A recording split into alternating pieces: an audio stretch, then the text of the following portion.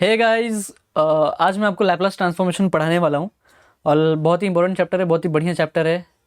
आपका time waste नहीं करूँगा, सीधा कंटेंट पे आता हूँ। लैपलास ट्रांसफॉर्मेशन चैप्टर बहुत ही इंपॉर्टेंट है, ध्यान देना। अगर किसी भी चैप्टर को पढ़ने से पहले आपको क्या करना होता है कि सबसे पहले आपको फॉर्मूला पे ध्यान देना होता है, और वो जो चैप्टर है वो क्या चैप्टर है उसके डेफिनेशन को समझना होता है। समझ पा रहे हो? अच्छा, लैपलास ट्रांसफॉर्मेशन आपको करना क्यों होता है, ध्यान से समझना। लैपलास ट्रांसफॉर्मेशन यहाँ पे मैंने लिखा है कि Laplace of F of T is equal to F of s, ये आंसर है। इसका मतलब क्या होता है मैं आपको बताता हूँ कि Laplace of F of T का आंसर आपको किस में चाहिए? एफ ऑफ एस में चाहिए। ये आपका आंसर चाहिए, पर आपको मिलेगा कैसे?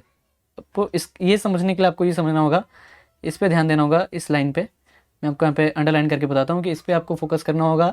इसका मतलब क्या होता है कि Laplace of F of T is equal to integration of E raise to minus of S T into F of T into, actually इसको इंटू नहीं बोलते, इसको बोलते विथ रिस्पेक्ट टू टी। मतलब एक मैं आपको फिर से पढ़ के बताता हूँ कि integration of E raise to minus of S T into F of T with respect to T within the limit 0 to infinity. इसको पढ़ा कैसे जाता है मैंने आपको ये भी बता दिया, is equal to F of S. इसका मतलब क्या होता है कि अगर आपको Laplace of F of T का आंसर आपको एफ ऑफ एस में लेके आना, तो आपको क्या पता होना चाहिए? उसका डेफिनेशन पता होना चाहिए। उसका डेफिनेशन क्या होता है कि Laplace of F of T is equal to integration of E raise to minus of S T into F of T with respect to T within the limit 0 to infinity. अगर आपको ये आप find out कर लेते हो, इसका मतलब क्या होता है कि आपने एफ ऑफ एस को निकाल लिया। चैप्टर का मोटिव वही है, आते हैं पढ़ते ध्यान से। और मैं कोई भी कंटेंट देने से पहले मैं आपको बेस से, मैं आपको वहाँ से स्टार्ट करूँगा कि जो आपको पता है। देखो, हर टीचर का काम क्या होता है मैं आपको बताता हूँ कि आपको स्टार्ट वहाँ से करना होता है। आपको पढ़ाना इस तरीके से होता है कि बच्चे को जहाँ से पता है वहाँ से शुरू करो और वहाँ तक लेके जाओ जो उसको नहीं पता। मतलब नॉन टू अननोन का प्रोसीजर होता है टीचिंग में। ओके, तो सबसे पहले तो जो बेसिक होता है, जो आज मैं आपको ज़्यादा नहीं बोलूँगा, आज मैं आपको सिर्फ कंटेंट दूंगा। जो इंपॉर्टेंट फॉर्मूलाज है वो सारे फॉर्मूलाज आपको समझा दूंगा।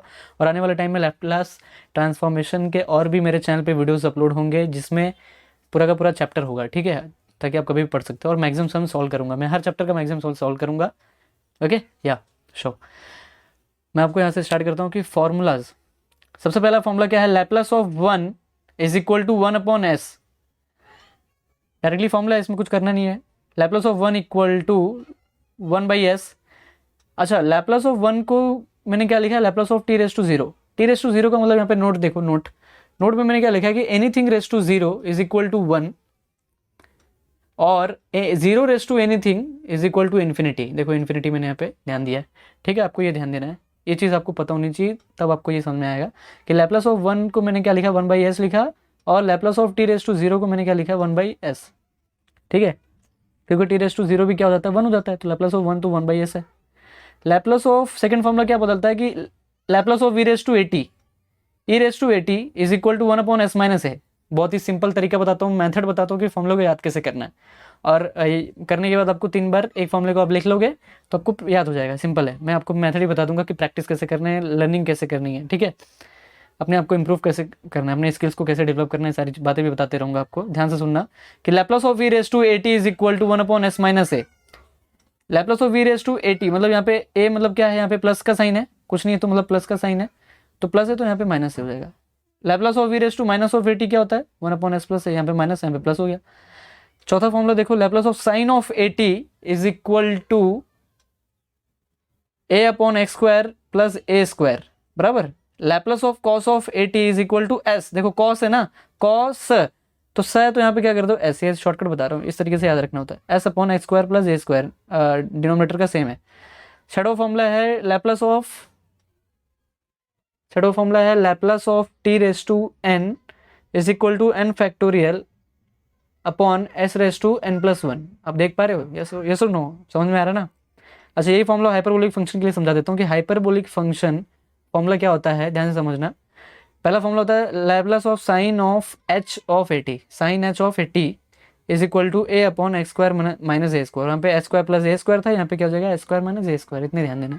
Second formula Laplace of cos H of eighty is equal to S upon x square minus A square.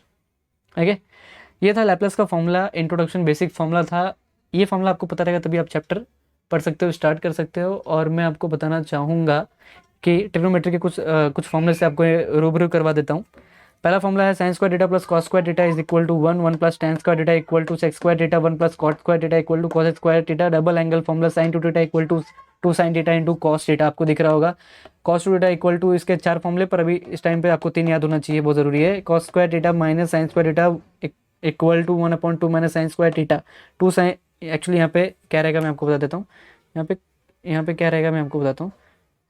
यहाँ पे रहेगा 2 जी, 1 मिनट रुकना। यहाँ पे 1 माइनस 2 कॉस स्क्वायर थीटा रहेगा और यहाँ पे रहेगा 2 साइन स्क्वायर थीटा माइनस 1। ये फॉर्मूलेज आपको आने चाहिए। डी फैक्टराइजेशन का बहुत बड़ा रोल है, ठीक है। बहुत सारे टाइप्स है जो डी फैक्टराइजेशन से सॉल्व होने वाले लैपलेस में। यहाँ पे क्या होने वाला है, 2 sin a into cos B is equal to sine of A plus B plus sine of A minus B. फॉर्मूले को आज समझा देता हूँ, हमेशा के लिए याद कर लेना, ध्यान से समझो। पहला है 2 sin a into cos B is equal to sine of A plus B plus sine of A minus B. मतलब क्या होता है इसका कि साइन और कॉस है तो फंक्शन सिर्फ साइन में है, कॉस और साइन है तो फंक्शन सिर्फ साइन में, ये याद रखना। 2 sin a into cos B है तो sine of A plus B plus sine of A minus B, simple. 2 cos a into sine B है तो sine of A plus B minus sine of A minus B. देखो function यहाँ पे क्या है, 2 cos sign sign है तो function क्या है, कॉस में, दोनों में, ध्यान देना। 2 cos a into cos B is equal to cos of A plus B plus cos of A minus B. 2 sin a into sine B is